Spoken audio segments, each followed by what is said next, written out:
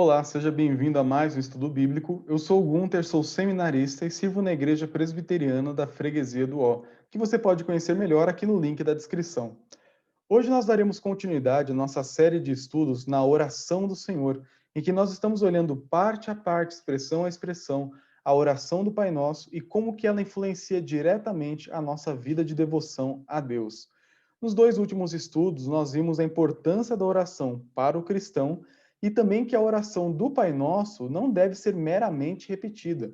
Jesus, nos versículos anteriores do capítulo 6, antes de falar da oração do Pai Nosso, ele menciona que nós não devemos orar a Deus como se a oração fosse um amuleto, uma certa feitiçaria, que pelo mero repetir de expressões Deus obrigatoriamente vai nos atender. Eu digo isso porque no nosso contexto brasileiro, muitos cristãos de diversas correntes do cristianismo pensam na oração do Pai Nosso dessa forma. Às vezes tem ela tatuada em uma parte do corpo, tem ela pendurada em uma parte da casa, ou simplesmente repetem ela em algum número específico de vezes, esperando que pelo seu mero repetir, pelo mero ter, pelo mero usar dela, Deus os responderá. Deus terá misericórdia, ou Deus mudará a situação, Deus fará um milagre, Deus protegerá só porque você utilizou a oração como amuleto. Jesus, no capítulo 6 de Mateus, já nos mostra que essa é uma maneira muito errada de orar, que Deus não se agrada nem um pouco desse tipo de oração. Mas então, qual é a oração certa? É aquela oração espontânea, sem pé nem cabeça, que começa onde eu achar bom e termina quando eu quiser? Também não é bem por aí. A nossa vida de oração tem um padrão. O nosso modelo de oração é a oração do Pai Nosso. Por isso, nós não precisamos nem ir ao 8 nem ao 80. Nós não precisamos ir para nenhum dos dois extremos da nossa vida de devoção. Na verdade, nós precisamos aprender com a Escritura, com a voz de Deus, à medida que Deus fala conosco, como falar com Ele. E aqui na oração do Pai Nosso, que é o nosso objeto de estudo nas próximas semanas, nós encontramos o núcleo, o sumo daquilo que é o modelo de oração para a nossa vida cristã. Quando encontramos a oração do Pai Nosso, encontramos o nosso modelo perfeito de devoção a Deus. Então, não é errado repetir a oração do Pai Nosso e utilizá-la como sua oração. Isso não é errado. O que é errado é usá-la como amuleto. E também não é errado fazer uma oração espontânea. O que é errado é pensar que, pelo simples fato de ser espontâneo, é mais espiritual do que uma oração bem pensada, bem fundamentada ou talvez até escrita. Eu quero mostrar para vocês, então, nos próximos estudos, como que a oração do Pai Nosso vai nos ensinar a orar, vai nos ensinar sobre Deus, sobre nossos relacionamentos. Hoje, no nosso terceiro estudo, começaremos a oração em si, estudando a expressão Pai Nosso. E aqui ela está no texto de Mateus 6, do 9 ao 13, que nos diz o seguinte: Portanto, vós orareis assim: Pai nosso que estás no céu, santificado seja o teu nome. Venha o teu reino, faça-se a tua vontade, assim na terra como no céu. O pão nosso de cada dia dá-nos hoje, e perdoa-nos as nossas dívidas, assim como nós temos perdoado aos nossos devedores. E não nos deixes cair em tentação, mas livra-nos do mal, pois teu é o reino, o poder e a glória para sempre. Amém. Como já disse, começaremos hoje estudando a expressão Pai Nosso. O que essa expressão tão curta que dá nome para o restante da oração nos ensina sobre quem Deus é e como deve ser a nossa devoção a Ele. E para fazer isso, eu quero começar com essa expressão que com certeza você ouve com uma certa frequência, que é alô, com quem falo? Se você mora aqui em São Paulo, você recebe semanalmente algumas ligações que começam dessa forma. Elas vêm de operadoras de celular, de algumas empresas que querem te prestar algum serviço e querem seu dinheiro em troca. Por uma mera contribuição, eles podem fazer o que você quiser. E nós recebemos esse tipo de ligação com uma certa frequência. Todo mundo já recebeu algum telefonema que começa dessa forma: alô, com quem falo? E aí a conversa se desenrola. E por que que isso é importante? Por que começar o nosso estudo dessa forma? Porque essa pequena expressão, essa pequena maneira de nos comunicarmos pelo telefone, expressa um dos pontos centrais da comunicação humana. Para você ter uma boa comunicação, para você poder falar bem com alguém e ter uma comunicação efetiva, algo muito importante é saber com quem você fala. Saber com quem você está falando muda toda a sua maneira de falar. E também a nossa maneira de falar com alguém é importante porque ela revela muito sobre como nós conhecemos aquela pessoa. Você já parou para pensar, por exemplo, sobre pessoas que não são dignas de confiança? Infelizmente, elas existem. São pessoas que às vezes você contou um segredo, contou alguma coisa para a pessoa e passado um certo tempo você percebe que a boca da pessoa é um pouco frouxa. Na hora do vamos ver, aquela pessoa que era para guardar um segredo, que era para ser o seu cúmplice em algumas situações, às vezes falha com você. Isso é algo que nos machuca, porque nós tínhamos uma concepção de quem estava nos ouvindo e agora nós vemos que na realidade é um pouco diferente. Eu não estou defendendo que você cancele essa pessoa que não deve fazer mais parte da sua vida. Nós temos que nos reconciliar.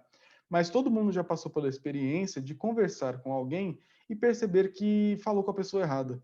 Todo mundo já talvez passou pela situação cômica de mandar uma mensagem no WhatsApp e perceber que você mandou no grupo errado. E depois tem que mandar aquele ops, grupo errado. E aguentar as piadas que vêm logo em seguida. Porque toda vez que nós erramos com quem nós falamos, ou temos uma concepção errada de quem está nos ouvindo, a nossa comunicação está em risco. E quando pensamos em oração, pensamos a nossa devoção a Deus, não é muito diferente disso. Quando você vai orar, com quem você está falando? Quando você faz aquele alô com quem eu falo, qual é a resposta que você ouviria do outro lado da linha? E a expressão Pai Nosso trata justamente disso. Quem é Deus para nós em nossas orações? Quem é Deus quando eu quero considerá-lo como alguém que ouve a minha oração? E Jesus nos ensina na oração do Pai Nosso que nós devemos chamar Deus de Pai. E não apenas um Pai qualquer, mas um Pai que é nosso. E antes de tratarmos da paternidade de Deus, um ponto, assim, é chato, mas é importante nós tratarmos dele, é de um erro muito comum que nós, brasileiros e ocidentais, temos. Todo mundo aqui no Brasil pensa que todo mundo é filho de Deus. Eu já ouvi isso da boca de um monte de gente, um monte de estado que eu já passei. Todo mundo, em todo lugar, tem, às vezes, essa ideia e solta essa grande pérola. Todo mundo é filho de Deus. Afinal de contas, eu também sou filho de Deus. Eu não sou dono do mundo, mas sou filho do dono. Todo mundo joga isso de vez em quando, todo mundo tem essa concepção no Brasil. Talvez não seja o seu caso específico, mas eu mesmo já falei isso algumas vezes na minha adolescência. Todo mundo aqui no Brasil alguma vez já ouviu alguém falando disso. Todo mundo é filho de Deus. Afinal de contas, também sou filho de Deus, eu mereço também um pouquinho isso, aquilo outro. E isso não é verdade. Nem todo mundo é filho de Deus. Nem toda criatura, e aqui é importante nós lembrarmos disso, nem toda criatura é filho, mas toda criatura é criatura. E por que eu estou falando isso? Porque, de certa forma, sim, Deus ama todo mundo. Por sermos criaturas de Deus, seja uma plantinha, seja um animal, seja um ser humano, seja o que for, Deus tem um certo amor. Porque Ele dá vida, dá respiração, dá tudo mais, Ele derrama chuva sobre maus e bons. Deus é bom para todo mundo, mas existe um certo tipo de amor, um certo tipo de relacionamento que Deus reserva apenas para os seus filhos. Então, se nem todo mundo é filho de Deus, quem é filho de Deus? O texto de João, capítulo 1, do 11 ao 13, nos responde. Diz o seguinte o texto: Veio para o que era seu, se referindo a Cristo vindo para os judeus na plenitude dos tempos, há 2000 anos atrás. E os seus, os judeus, não o receberam. Mas todos quanto receberam, deu-lhes o poder de serem feitos filhos de Deus, a saber, aos que creem no seu nome. Ou seja, quem é filho de Deus é quem crê no nome de Cristo. Quem é filho de Deus é aquele que recebe a Cristo. Então, não é todo mundo. Não é qualquer pessoa nessa terra que é filho de Deus e pode levantar a mão e falar assim: opa, você sabe quem é meu pai? Nem todo mundo pode falar isso. Apenas os cristãos têm certeza da sua paternidade divina. Somente os cristãos podem começar sua oração e viver a sua vida sabendo que tem um pai que é nosso. E essa verdade é transformadora na nossa vida de oração. Porque quando Jesus nos convida a orar dessa forma, começando com o Pai Nosso, ele está nos incluindo em uma família que é divina. Ele está nos incluindo em um relacionamento íntimo com o Criador. Muitas religiões em toda a história da humanidade buscaram uma conexão com o sobrenatural, com aquilo que é transcendente, com aquilo que vai além da vida, além do racional. Muitas tentaram, mas apenas Jesus Cristo fez a mediação perfeita entre Deus e os homens. Somente Ele pode nos conectar com o Pai e nos dar algum sentido de transcendência. Somente em Jesus há esperança e vida após a morte com o Senhor. Somente em Jesus a vida não se limita apenas a 70, 80, 90, 100 anos. Somente em Cristo há algo mais para se viver. E essa oração do Pai Nosso vai nos ensinar justamente isso logo no começo. O nosso Deus, o Criador de todas as coisas, da menor plantinha até o maior dos animais, é o Pai do seu povo. É Pai daqueles que creem em Cristo, daqueles que receberam a Jesus como Senhor de suas vidas. Então, para você gravar bem o começo da nossa conversa aqui, pense nisso. Só pode chamar Deus de Pai quem tem Jesus, o Filho, como Salvador. Se você não tem Jesus como Salvador da sua vida, e não apenas um Salvador que te salvou da morte, mas aquele que dá sentido, aquele para quem você vive, se Jesus não é o centro da sua vida, você não pode falar Pai Nosso. Se nós não temos Cristo como aquele que mudou todo o nosso ser e toda a nossa história, nós não podemos olhar para os céus e começar a oração dizendo Pai Nosso, porque nós não temos esse tipo de Pai. Nós só podemos chegar a erguer os olhos ao céu e nos achegarmos a Deus quando nós percebemos o que Cristo fez por nós, como que ele morreu no nosso lugar e nos reconciliou com Deus. Como que ele nos reconciliou com Deus? Pagando o preço dos nossos pecados, pagando a nossa dívida diante do Senhor. Deus, como Deus justo, não pode aceitar o nosso pecado, ele tem que nos punir. Mas Cristo carrega sobre si todas as nossas dores, enfermidades, todos os nossos pecados e morre pagando a nossa dívida. E por meio desse pagamento de dívida e a sua ressurreição, ele agora nos coloca na família de Deus. Somente pelo que Cristo fez, somente pela pessoa e a obra de Cristo, e somente pela fé nisso, você hoje pode falar Pai meu, ou em comunidade, Pai nosso. Somente por causa de Cristo. Mas não para por aí a nossa história. Nós temos que fazer essa distinção, porque se nós não fizermos ela, o restante da nossa conversa aqui não vai fazer muito sentido. Porque eu quero te mostrar agora os benefícios de ser filho de Deus. Não é só essa ideia de crer em Cristo, mas nós também recebemos muitas coisas nesse pacote, nessa grande família com o Senhor. Em primeiro lugar, nós recebemos o amor de Deus. Deus nos ama tanto quanto ama Jesus. Isso pode parecer até uma heresia nos seus ouvidos, não sei se você ouve dessa forma, mas é verdade. Deus nos ama também da mesma maneira como ele ama a Cristo. Ele nos ama da mesma forma que ele ama o Senhor Jesus Cristo, porque ele nos ama através dele. Nós somos amados porque o Pai ama o Filho e porque nós somos representados em Jesus Cristo. Somente pelo amor que Deus tem pelo Filho que nós somos amados por Deus. E esse amor que Deus tem por nós, que tem por mim e por você hoje, não é menor do que o amor que ele tem pelo Filho. Ele nos ama. Diferente de algumas famílias humanas que fazem distinção entre filhos biológicos e filhos adotivos, que é uma coisa horrível de se fazer, Deus não faz esse tipo de distinção. Nós somos tratados como filhos biológicos de Deus. Nós somos tratados como filho unigênito do Senhor. Nós somos tratados com o mesmo amor que Cristo é tratado.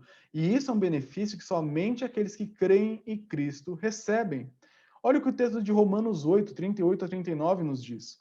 Porque eu, dizendo, agora é Paulo que está falando, porque eu estou bem certo, eu tenho plena convicção de que nem a morte, nem a vida, nem os anjos, nem os principados, nem as coisas do presente, nem do porvir, nem os poderes, nem altura, nem profundidade, nem qualquer outra criatura poderá separar-nos do amor de Deus que está em Cristo Jesus, nosso Senhor.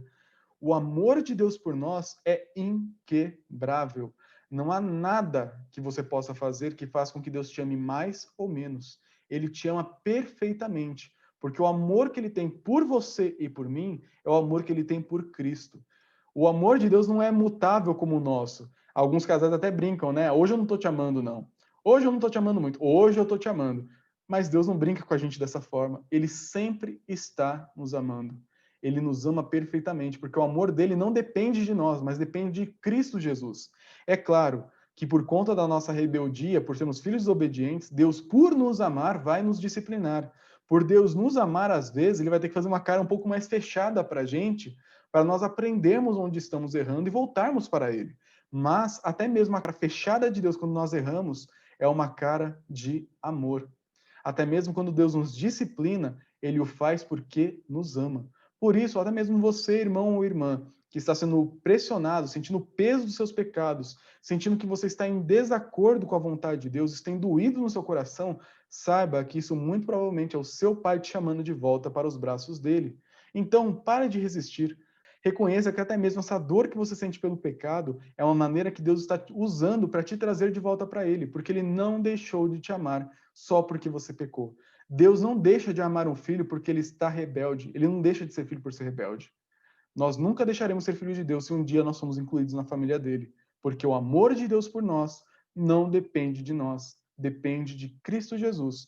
Por isso que Paulo pode falar: nem a morte, nem a vida, nem anjos, nem principados, nem coisa do presente, nem do porvir, nem altura, profundidade ou qualquer criatura poderá nos separar, porque nada, absolutamente nada, nem mesmo você pode separar do amor de Deus. Por isso, reconheça isso. Descanse nisso. Esse amor é só para quem é filho. E se você tem sentido essa frieza, esse abandono, reconheça que ele é apenas temporário. O seu pai sempre estará lá para te receber de braços abertos. Se você voltar para ele com lágrimas nos olhos pedindo perdão, ele sempre vai te perdoar. Por isso, reconheça esse amor. Quando você for orar, lembre-se que ser filho de Deus, falar Pai Nosso, implica em reconhecer esse amor de Deus. Reconhecer que não há nada que você possa fazer, nada que outros possam fazer contra você, que te separem do amor de Deus. E com base nesse amor do Senhor por você, ore com confiança. Ore sabendo que é esse tipo de pai que está te ouvindo na sua oração. Mas também outro benefício é que nós recebemos a herança. Diferente dos pais terrenos que deixam a herança depois da morte, o nosso Pai Celestial nos dá a herança em vida. E é uma vida eterna, porque Deus nunca morrerá. O nosso Pai nunca irá para a sepultura e nos deixará algo depois disso. Ele já nos dá tudo hoje, por meio da vida e da morte de Cristo Jesus. Por meio daquilo que Cristo fez na cruz e na sua ressurreição. Hoje, eu e você, que somos filhos de Deus, temos direito às mansões celestiais. Não é porque eu sou muito bom, ou porque eu obedeço os mandamentos do Senhor, porque eu deixo de fazer isso ou aquilo, ou porque meu pecado é diferente do meu irmão que eu mereço. Não é por causa disso. Mas é pelo que Cristo fez que hoje nós temos uma morada. É pelo que Cristo fez, pelo caminho que ele preparou, que nós hoje podemos chegar ao Senhor e desfrutar das ricas bênçãos celestiais que ele tem guardado para nós. Bênçãos de amor, bênçãos de perdão, bênçãos de misericórdia, bênçãos de promessas, de cuidado para a nossa vida. Somente pelo que Cristo fez, nós podemos ter a certeza de que o nosso Pai que estás nos céus irá nos dar tudo aquilo que nós precisamos para viver. Isso não é desculpa para sermos preguiçosos. Desde que eu era pequeno, minha mãe sempre falava assim: não é porque eu sou crente que vai enfiar minha cabeça na boca do leão. E nós não devemos fazer isso mesmo. Não é porque eu creio em Deus que eu posso fazer qualquer loucura. Eu devo ter uma certa sabedoria. Isso é uma sabedoria que nossos pais nos ensinam. Mas, se Deus te mandar entrar na boca do leão, saiba que ele vai cuidar de você lá dentro da boca do leão. Mas lembre-se também de que nenhum herói da fé, nenhum dos personagens da Bíblia entrou na boca do leão porque quis, certo? Os amigos de Daniel não entraram na fornalha porque eles amavam a fornalha. Daniel não foi lançado nas covas dos leões porque ele amava leões. Eles foram lançados lá contra a sua vontade, mas até mesmo lá Deus cuidou deles. Por isso, não procure esse tipo de loucura, de colocar Deus à prova, de provar a Deus. Não faça isso. Confie nas promessas de Deus e viva sua vida com sabedoria, mas sabendo que Deus irá cuidar de você a cada instante, desde o começo até toda a eternidade, porque Ele é o seu Pai, Ele cuida de você, dá o que é necessário para a sua existência. E o último benefício que eu quero apontar hoje, existem vários benefícios, mas o que eu quero apontar hoje é a presença do Espírito em nós. O Espírito Santo apenas habita naqueles que são de Deus. Diferente daquela ideia de que todo mundo é filho de Deus, nós também temos que lembrar que nem todo mundo tem o Espírito Santo. Somente os filhos de Deus têm o próprio Deus fazendo morada em si. E essa presença do Espírito na minha vida e na sua vida, se você é um filho de Deus, é uma presença que não passa desapercebida para nós. É uma presença abençoadora. É por meio da presença do Espírito em nossos corações que nós somos confrontados pelo nosso pecado, que nós somos reanimados a confiar nas promessas do Senhor, que nós temos a nossa fé fortalecida, que nós temos a compreensão das Escrituras. É somente pela presença do Espírito naqueles que são filhos de Deus que nós podemos viver com confiança nessa vida. Porque Paulo nos mostra em suas cartas que é o Espírito Santo que no nosso coração testifica que nós somos filhos de Deus. É somente pela obra do Espírito no meu coração e no seu coração que você pode ter certeza plena de que você pertence a Deus. Não é um teste da internet que vai provar isso, não é só conduta unicamente que vai provar isso. Mas se você é um filho de Deus, o Espírito Santo vai colocar uma convicção no seu coração, uma convicção de que te mostra que você de fato é um filho de Deus. É uma convicção que te faz chamar Deus de Abba, de Pai. Não é o pai dos outros, é o seu pai. Um pai pessoal, um pai que você tem intimidade. Eu quero encerrar o nosso estudo de hoje fazendo um breve adendo aqui tratando da expressão nosso, do Pai Nosso. Algo muito interessante é que Jesus não nos ensinou a orar dizendo meu Pai, ele nos convida a orar em comunidade. Jesus nos insere em uma família e não em um call center. Muitos cristãos pensam assim, que a minha vida cristã sou eu e Deus, quando na verdade nossa vida cristã deve ser vida como nossa, com toda a nossa família. Por conta da pandemia, muitos de nós não podem mais participar das reuniões, seja pela idade, seja por doenças ou por outros fatores. Mas mesmo à distância, nós podemos ainda orar juntos. Você, por exemplo, que é do Grupo Familiar Bandeirantes, que é o motivo desse canal existir a princípio, você e eu orávamos juntos há alguns meses atrás. Nós orávamos lá na sala da Maria e do João. E aquele era um momento muito gostoso, e que nós olhávamos uns para os outros, compartilhávamos nossas alegrias e pedidos, e juntos orávamos ao nosso Deus. Mas não é por conta desse distanciamento que nós devemos deixar de fazer isso. Nós continuamos orando uns pelos outros. A família da fé, a família cristã, ela ora e vive em comunhão, mesmo espalhada por todo o planeta. Deus nos chama para orar com essa consciência coletiva. Eu não estou falando com um pai que é só meu, eu estou falando com um pai que é pai do meu irmão, da minha irmã, com todas as idades, com todos os tipos, de todos os lugares da terra, porque nós somos uma família que deve orar, chorar e se alegrar junto. Mesmo com a pandemia, nós podemos ainda fazer isso. Nós podemos orar uns pelos outros, podemos orar pela igreja perseguida, podemos orar pela nossa igreja local, a Igreja Presbiteriana da Freguesia do Ó, orar pelos pastores, presbíteros, diáconos, os membros, orar pela nossa família, orar por todo esse grupo, sabendo que esse grupo também ora por nós. E essa consciência da comunidade deve ser levada em conta quando nós vamos orar ao nosso Deus, porque torna nossas orações menos egoístas, orações que consideram esse grande grupo, essa grande família, que nos mantém unidos e firmes na caminhada cristã. Existem atritos? Com certeza. Existem desavenças? Com toda a certeza do mundo. Mas não é por conta disso que nós vamos deixar de ser uma família. Não é por conta disso que vamos deixar de orar uns pelos outros. E assim que tudo isso passar, e em breve passará, se Deus quiser, nós vamos continuar nos reunindo presencialmente, orando uns pelos outros, segurando nas mãos uns dos outros, abraçando uns aos outros. Porque isso é importante também na nossa comunhão com Deus e com o próximo. E eu quero encerrar aqui com breves aplicações, que eu quero que você reflita sobre elas. Em primeiro lugar, nós só podemos orar com confiança a Deus porque Ele é o nosso Pai. Quando você for orar da próxima vez, lembre-se disso. Você não está falando com uma entidade divina. Você está falando com uma força cósmica. Você está falando com um Deus lá do Antigo Oriente. Você está falando com um Deus vivo e verdadeiro, um Deus que é o seu Pai por meio do que Cristo fez na cruz. Por meio da obra de Cristo, por meio da sua fé em Cristo, Deus é o seu Pai. E é um Pai que te ama, é um Pai que te deu o seu Espírito, é um Pai que te dá a sua presença, todas as suas bênçãos para a sua vida cristã. Por isso, quando você for orar, lembre-se quem é o seu Pai. Lembre-se quem é esse Deus. Leve tudo isso em consideração. Saiba que Ele te ama. Então, ore com confiança. Ore com essa consciência verdadeira de que você está falando com o Deus das Escrituras. Em segundo lugar, a maneira como nós enxergamos a Deus muda a nossa vida. Se você não enxergava Deus como um pai ou simplesmente falava Pai Nosso por falar, você agora tem que refletir sobre isso. A sua vida de oração não é um mero eu falo e talvez alguém me ouça. Eu estou falando com alguém que com certeza vai me ouvir, porque se alguém que está me ouvindo é alguém que me ama, é alguém que me adotou e me chamou para fazer parte dessa família da fé. A grande questão é se nós cremos em Cristo. A grande questão é se nós somos de fato filhos de Deus. Porque se somos filhos de Deus, nós podemos ter a certeza de que Ele nos ouvirá como um pai que ama os seus filhos do outro lado da conversa. Em terceiro lugar, você também deve refletir como os benefícios da adoção são experimentados na sua vida particular. Reflita sobre o amor de Deus, reflita sobre a presença do Espírito na sua vida, como que o Espírito tem te confrontado no seu pecado. Reflita sobre tudo aquilo que Deus tem prometido em Cristo Jesus, vida eterna, perdão eterno de todos os seus pecados. Reflita sobre tudo aquilo que Deus te dá em Cristo Jesus, para que quando você for orar, você ore com o coração cheio de gratidão.